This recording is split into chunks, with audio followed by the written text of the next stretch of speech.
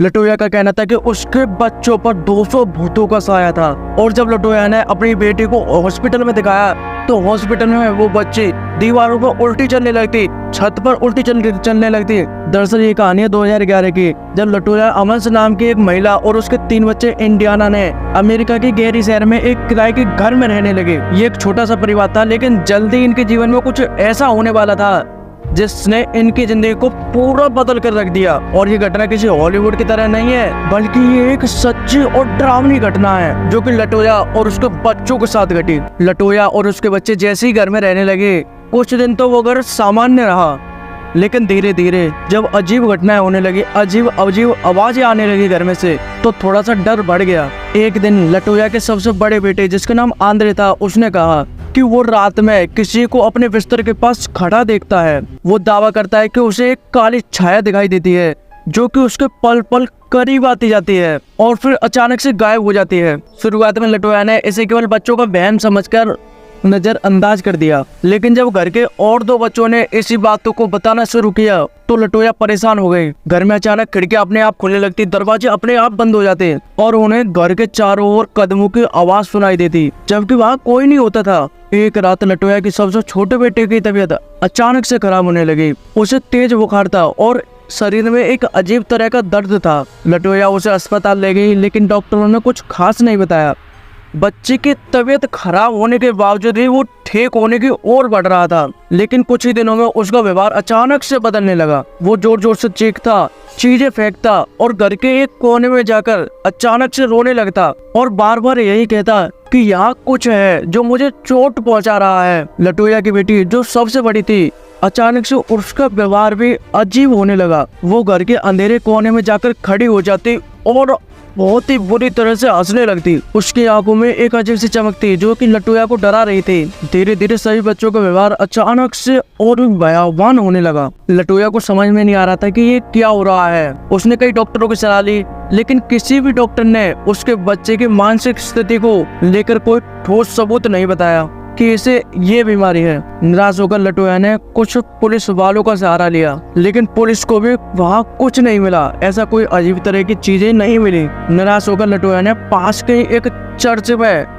एक पादरी का सहारा लिया। उसने पादरी से कहा कि घर में कुछ बुरी आत्माएं हैं जो उसके बच्चों को परेशान करती हैं। पादरी ने लटोया के घर का दौरा किया और उसके वातावरण, उसकी ठंडी सी हवा को महसूस किया। पादरी ने महसूस किया कि घर में कुछ तो गड़बड़ है और पादरी को पता चला कि उस घर में लिटरली 200 भूतों का कब्जा था। और फिर लटोया ने पादरी से कहा कि कुछ कीजिए, इस घर में आप पूजा कराइए, कुछ भी कराइए, लेकिन इस चीज को निकालिए। लेकिन जो पादरी था उसने पूजा की, लेकिन उसकी भी तबीयत अचानक से बिगड़ने लगी और घर की स्थिति में कोई भी सुधार नहीं हुआ। धीरे धीरे लटोया के बच्चों की हालत और भी बिगड़ने लगी। एक दिन लटोया के बड़े बेटे आंद्रे को अचानक से गुस्से और हिंसक का एक दौरा पड़ा। उसकी आंखें बिल्कुल सफेद हो चुकी थी और वो अजीब भाषा में बड़बड़ाने लगा और वो इतनी ताकत से चीख रहा था और इतनी ताकत से हाथ पांव फेंक रहा था कि लटोया और उसके रिश्तेदार को भी उसको पकड़ना मुश्किल हो रहा था।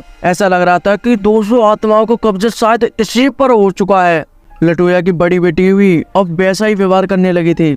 वो कभी कभी वैसी आवाज में बातें करने लगती और वो भाषाएं जो भाषाएं वो बोल रही थी लड़की, और वो लड़का जो बोल रहा था आंद्रे, वो भाषा कहीं यहाँ की नहीं थी, वो भाषा कहीं और की थी जो कि लिटरली समझ में ही नहीं आ रही थी। उसका चेहरा अचानक भयावह होने लगता, जैसे कोई और उसमें प्रवेश कर चुका हो। लटोया ने बच्चों की हालत को देखकर अपने घर को छोड़ने का फैसला किया, लेकिन इससे भी समस्या का समाधान नहीं हुआ। फिर लटोया ने कुछ पुलिस वालों का सहारा लिया, लेकिन पुलिस वालों को भी कुछ ठोस सबूत नहीं मिला और वो भी पुलिस वाले जो उस घर में गए थे वो भी अचानक से बीमार पड़ने लगे। तो फिर लटोया ने उस घर को छोड़ने का फिर दोबारा फैसला लिया, लेकिन फैसला लेने से पहले उसने सोचा कि एक और पादरी को बुलाया जाए। तो एक और पादरी जो कि दूर के पादरी थे उनको बुलाया गया और उन्होंने भी इसी बात को कहा कि इस घर में लिटरली 200 भूतों का कब्जा है। तो उन्होंने तांत्रिक फांत्रिक और उसकी सहायता ली और उस घर में पूजा का अनुष्ठान करने लगे। लेकिन पूजा करने के दौरान ही जो वो पादरी थे वो अचानक से इतने बीमार पड़ चुके थे कि उनको फिर पुलिस के द्वारा उठा के लेके जाना पड़ा और वो हॉस्पिटल में गए। हॉस्पिटल में ले जाने के बाद वो पादरी थोड़े से ठीक हो गए। फिर जो लटोया थी, लटोया ने घर को छोड़ने का फैसला किया। लटोया के पास इतना पैसा भी नहीं था कि वो उस घर को छोड़ सके, और लटोया के पास इतने पैसे भी नहीं थे कि वो उस घर को छोड़कर दूसरे घर में शिफ्ट हो जाए। तो अमेरिका की सरकार के द्वारा उन्हें उस घर से दूसरे घर में शिफ्ट करा दिया गया। और जो लटोया उस घर में रह रही थी, उसकी मिस्ट्री आज तक नहीं सुलझी है, क्योंकि उस घर में लिटरली 200 भूतों का कब्जा था। ये कहानी केवल एक महिला और उसके बच्चों के संघर्ष की नहीं है, बल्कि उन अनजानी शक्तियों की भी है जिन्हें हम अक्सर नजरअंदाज कर देते हैं। लटोया की इस भयावह घटना ने ये साबित कर दिया कि कभी कभी हमारी दुनिया में ऐसी भी चीजें हो सकती हैं जिनका हमें कोई तार्किक जवाब नहीं पता है। ये एक ऐसी सच्ची घटना थी जो हमें सोचने पर मजबूर करती है कि क्या हमारी दुनिया में कुछ ऐसी चीजें, कुछ ऐसी अनजानी शक्तियाँ मौजूद हैं या नहीं। आप हमें कमेंट करके जरूर बताना, और आपको कैसी लगी ये लटोया की सच्ची घटना, कमेंट करके जरूर बताना।